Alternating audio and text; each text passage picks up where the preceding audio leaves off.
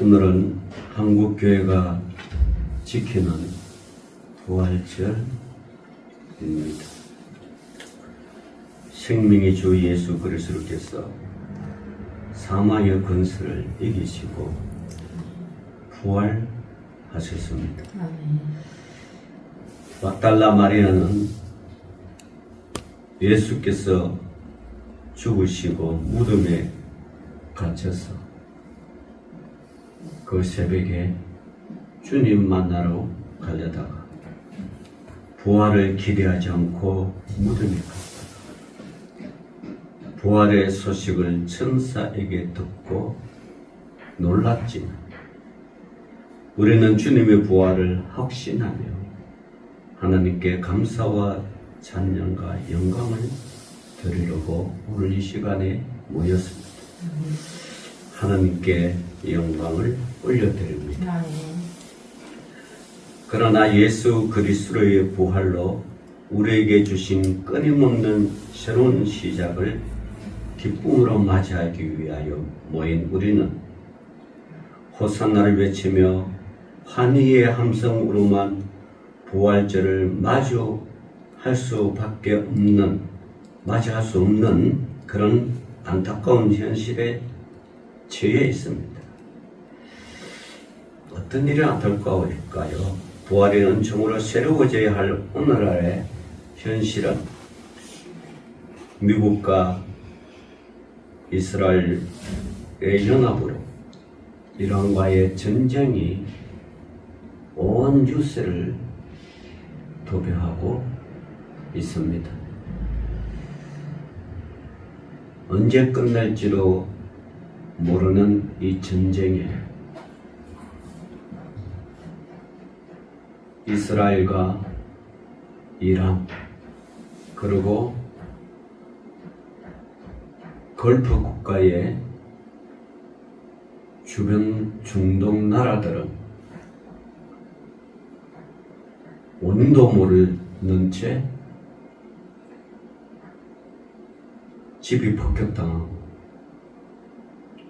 아이들을 학교에서 수업 도중에 200명이라는 각각 아이가 한순간에 몰살당하고 이란만 그랬습니까? 바레인 또 사우디아라비아 아랍에미레이트 하여튼 중동 지방에 석유가 난다고 하는 국가들은 미사일과 드론으로 지금 폭격을 당하고 사람들은 죽어가고 있는 것이 현실입니다. 또 지금도 전쟁 중인 러시아와 우크라이나 전쟁 같이 그리스 정교회에 예수 믿는다고 하면서 서로가 서로를 죽이는 오늘의 현실입니다. 또 몇 달 전에는 태국과 캄보디아의 전쟁으로 인하여 서로의 국경지대에 폭탄이 떨어지고 난민이 발생한 것이 현실입니다.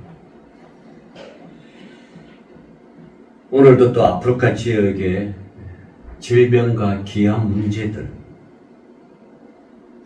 또 우리는 지금 여기까지 살고자 앞으로 후손들이 살아야 할 이 기후 변화로 인하여 불어닥치는 이런 걱정들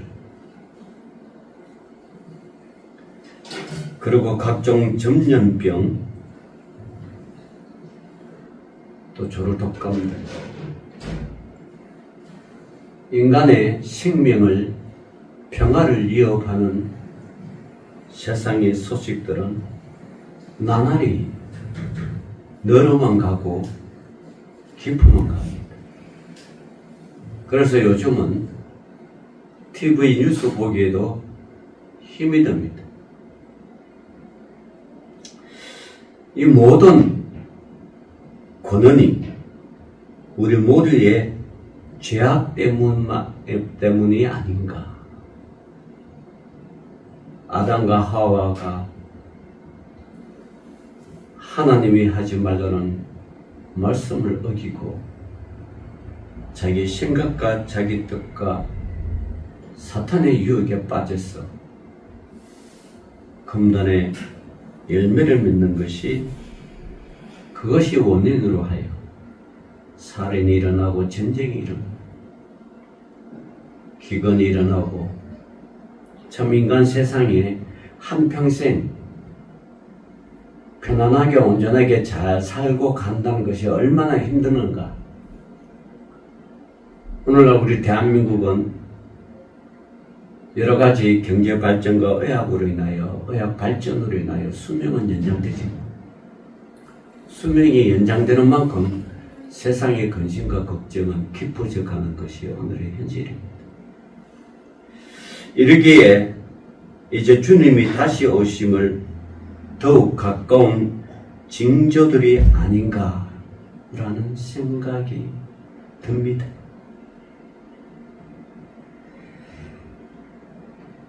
이러한 국내외적인 산적한 문제들이 많은데 안타깝게도 지금 한국 교회가 세상을 빛과 소금의 역할을 담당하기는 고사하고 오히려 세상에 걱정을 끼치는 한국 교회가 되었습니다.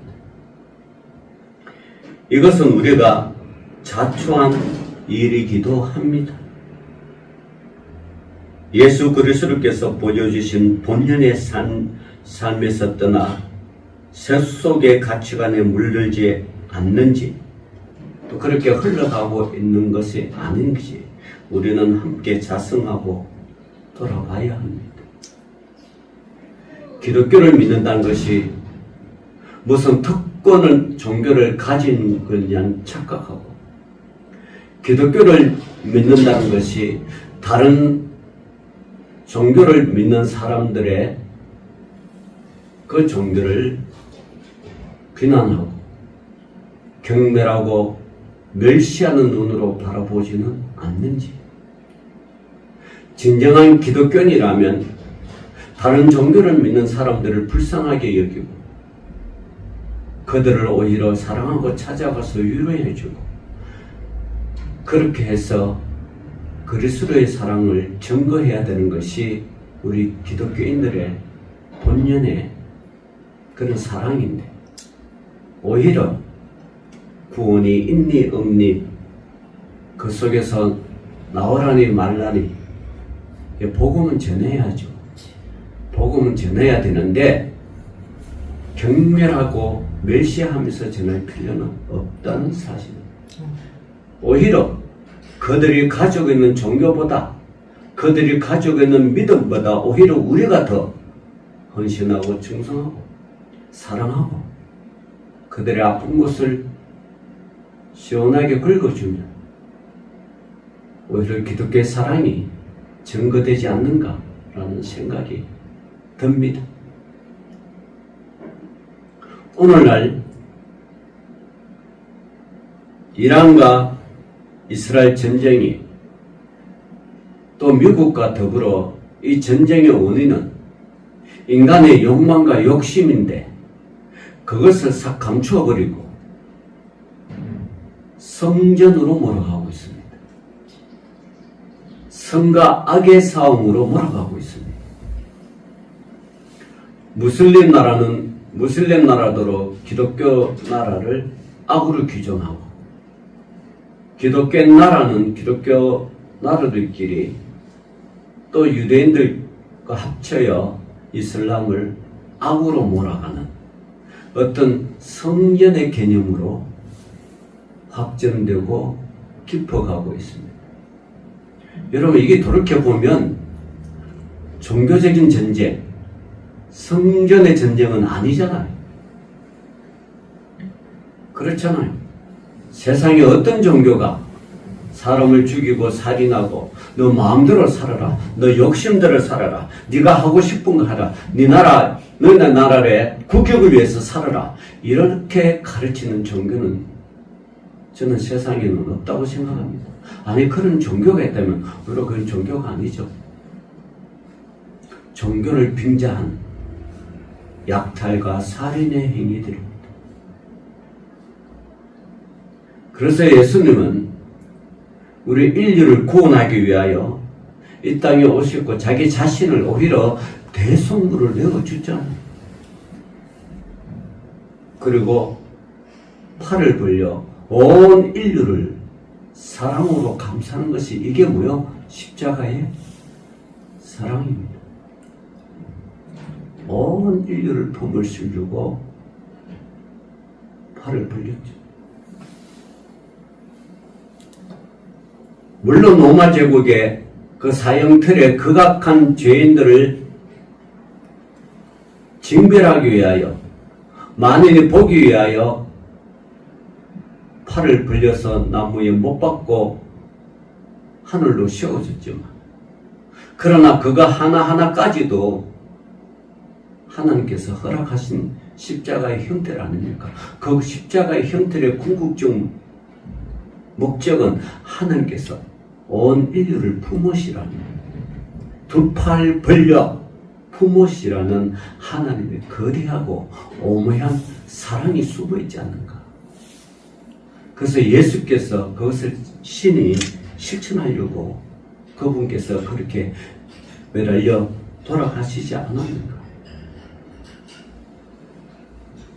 그것이 십자가의 사랑입니다.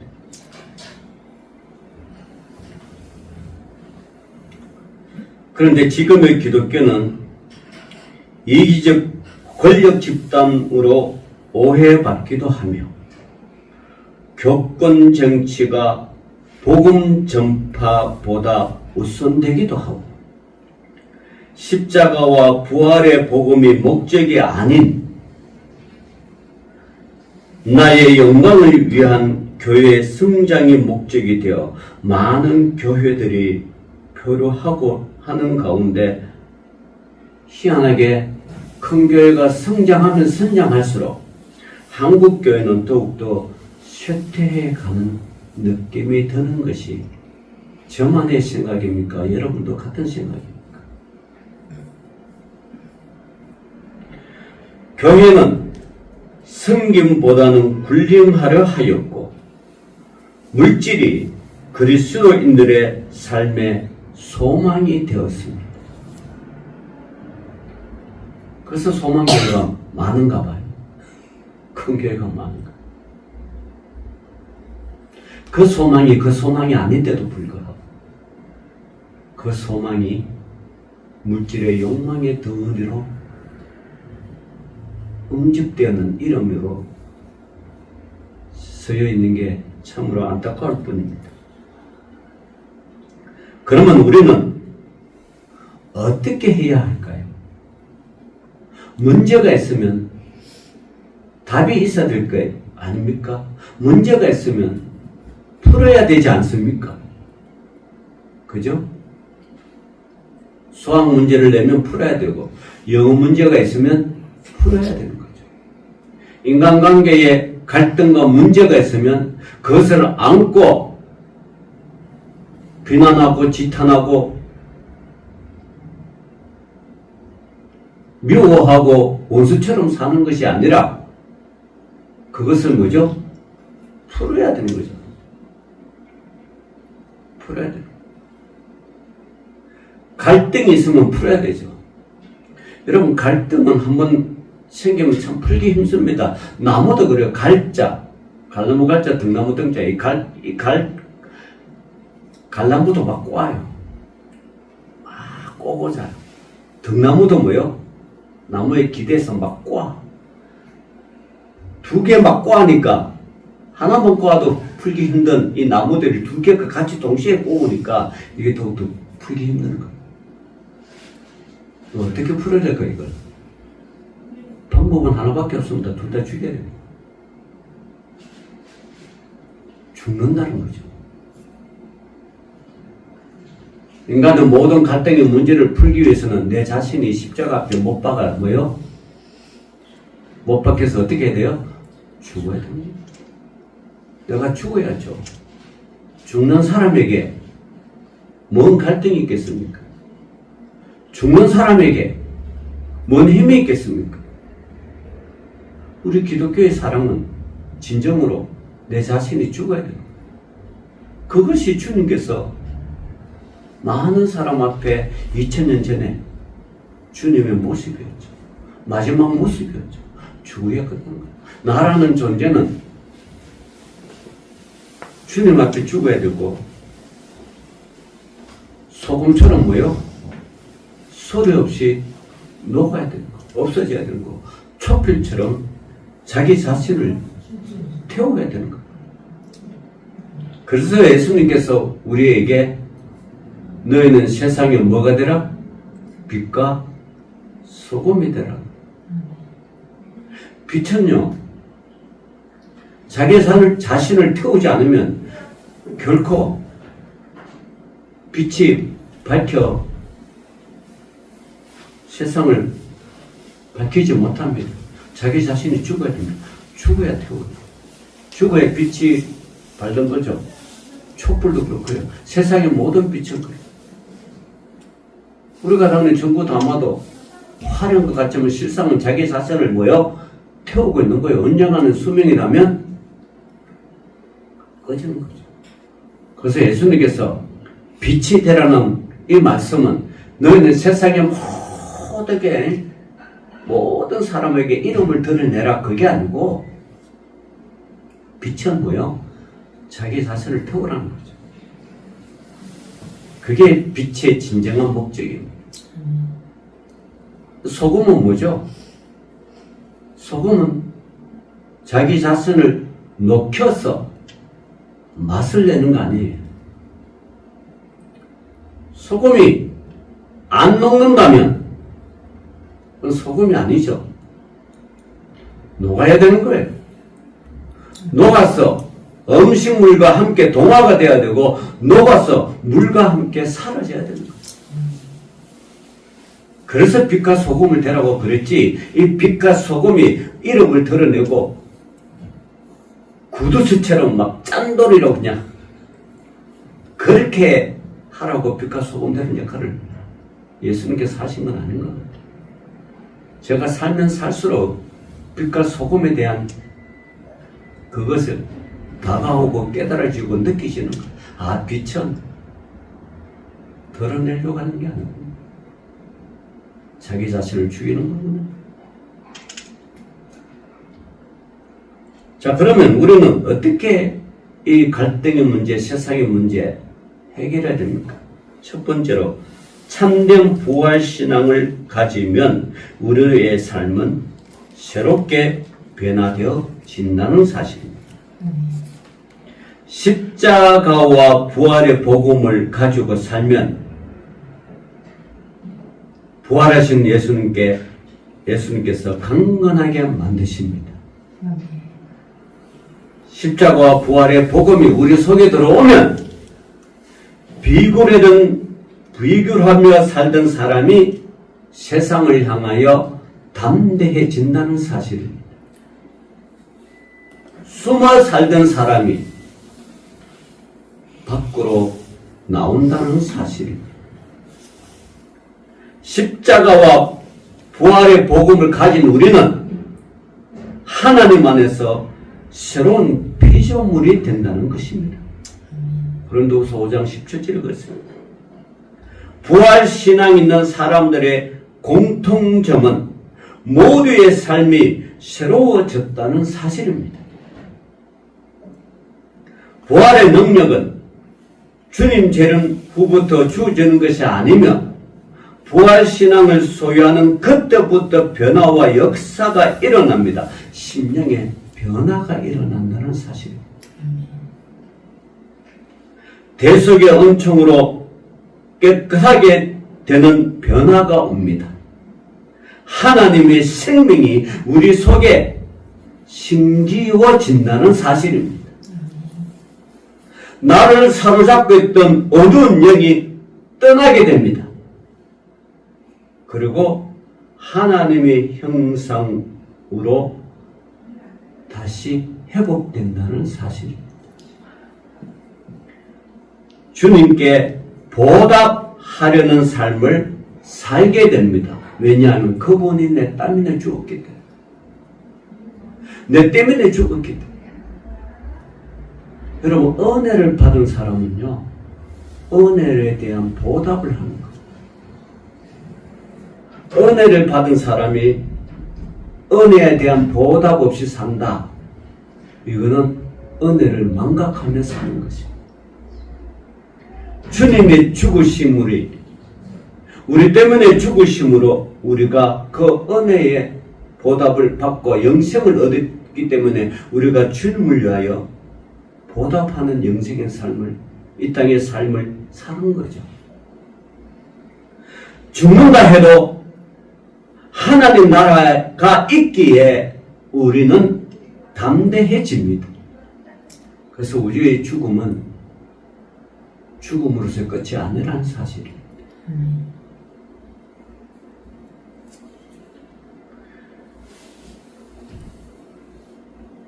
복음을 받고 부활을 받아들인 사람은요, 하나 되는 삶으로의 전환이 됩니다. 부활신앙을 가진 제자들은 연합하는 삶을 살았습니다.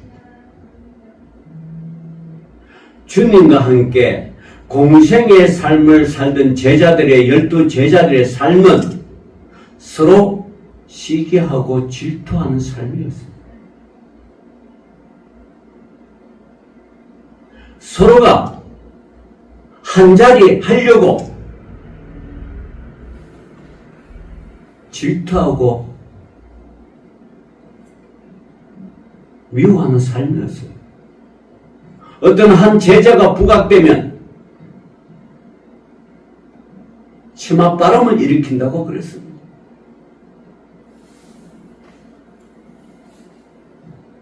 공생애에 예수님께서 제자를 12제자를 불렀던 그 12제자의 삶을 3년 동안 가만히 보면 화합하고 사랑으로 살았던 삶이 아니었어요. 가룟 유다처럼 심지어 예수님을 팔아버리는 그런 제자들의 삶이었어요. 어떻게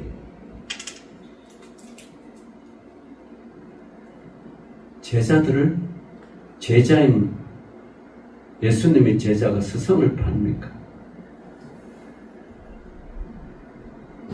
여러분 지네 아시죠?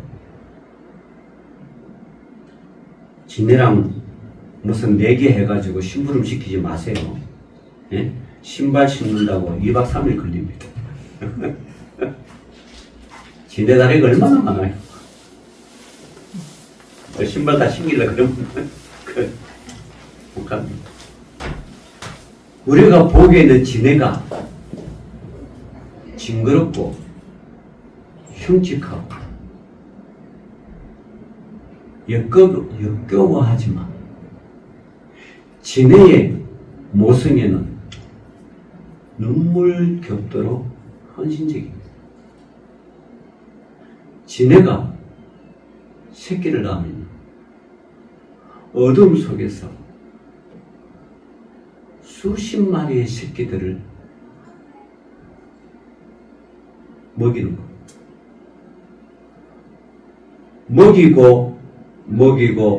먹여서 그 새끼들이 성장하며 최후에는 먹을 것이 없으면 어미 몸을 먹이로 내줍니다. 새끼들이 어미를 먹음으로 성장하고 어미의 다 몸이 사라지면 그래서 세상에 나옵니다. 이 진해의 어머니의 삶입니다. 어머니가 삶이라 그러면 좀 그렇고 진해에 가지고 있는 우리가 보기에는 징그럽고 흉측하고 어떻게 하나님이 저런 생물들을 창조하셨는가 그렇게 생각할 수 있지만 그 자기 자신이 몸에서 태어난 새끼를 살리기 위해 끝까지 자기를 내어주는 그 진리의 모습 거기서 우리는 하나님의 사랑을 느끼고 예수 그리스도의 사랑을 느끼는 겁니다. 예수는 다 내어주셨잖아요. 다 내어주셨어요. 자기 것이라고 주장한 거 성경에 아무리 봐도 없더라. 이건 내 것이야. 이건 내 것이야. 건들지 마 너희를. 이런 말이 한 마리도 없어요. 마지막에 한 마리 딱 한 게 야 내가 저 예루살렘으로 들어가니까 정류절 들어가니까 저기 나귀 새끼 나귀를 떼고 누가 서시겠다 물으면 주가 서시겠다 해라. 그것도 자기 거 아니죠. 소유권 아니고 그거 타고 죽으러 가신 거죠.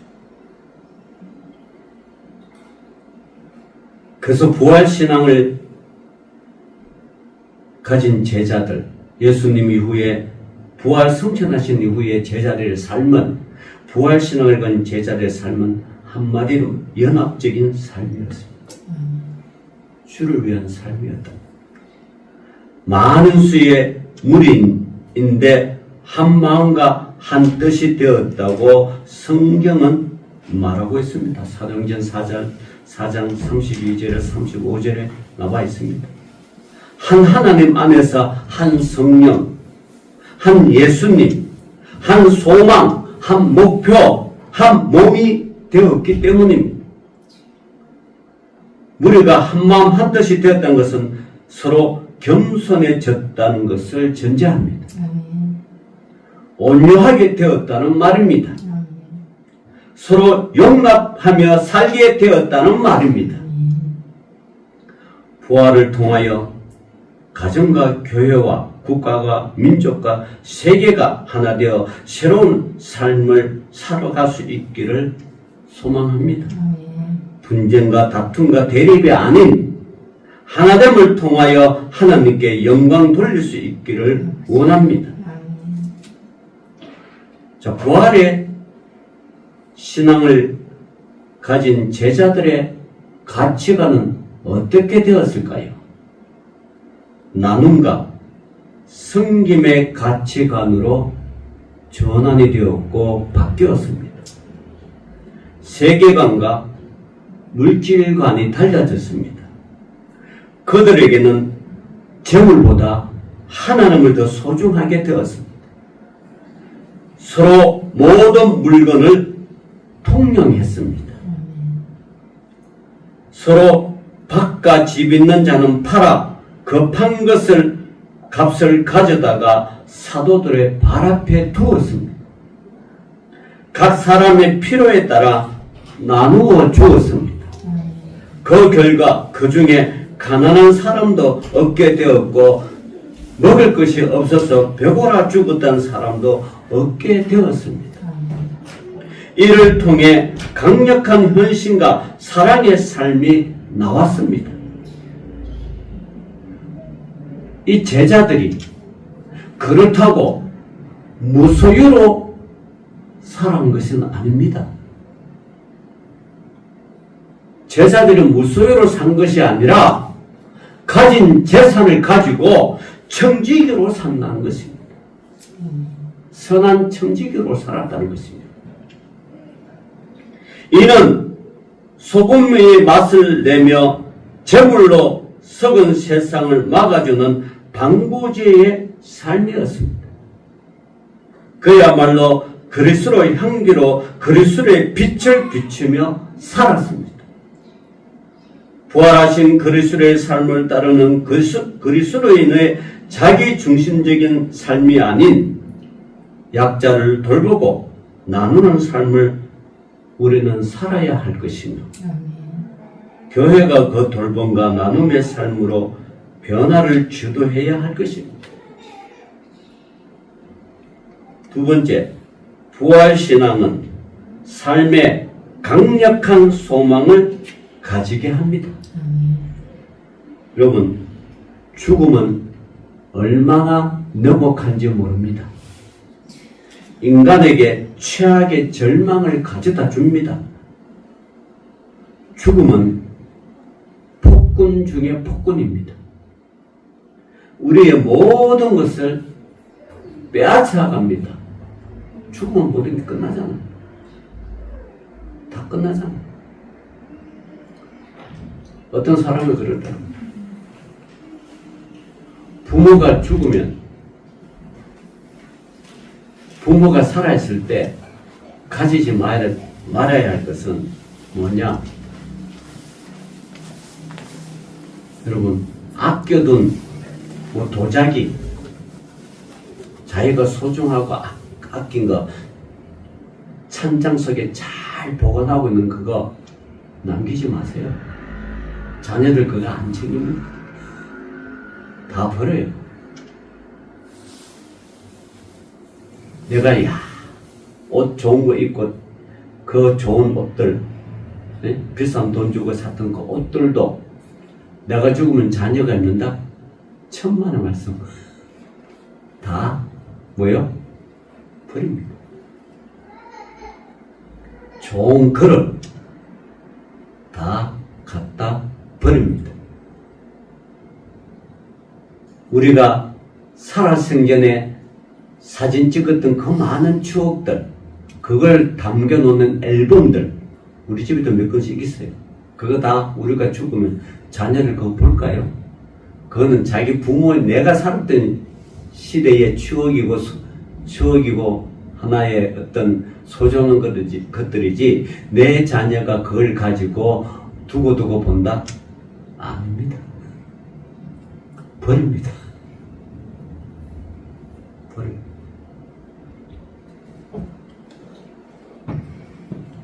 이게 죽음이라는 것입니다. 죽음은 다 없어집니다.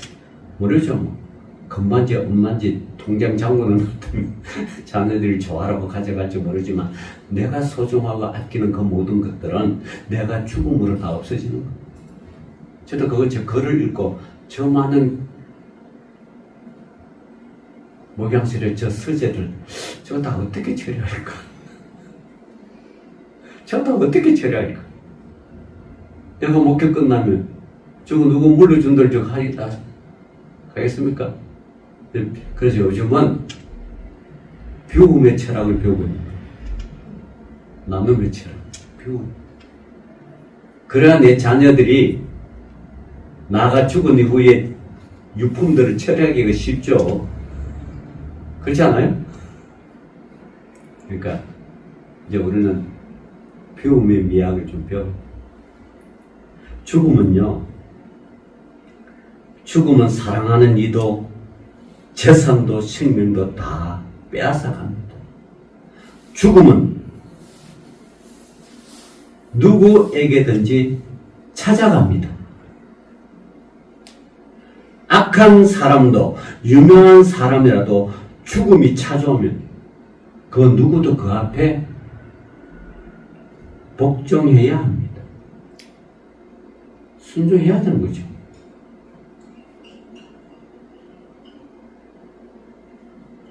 죽음은요, 인정사정도 없어서 3대 독자도 찾아오고 4대 독자에도 찾아옵니다. 죽음은 청산가부의 아들도 맞이하지 않습니다. 갓 결혼한 신랑, 신부에게도 찾아오고요.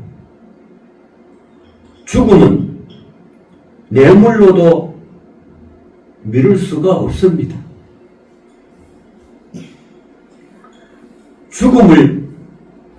그러면 이 죽음을 어떻게 해서 죽여야 되는가?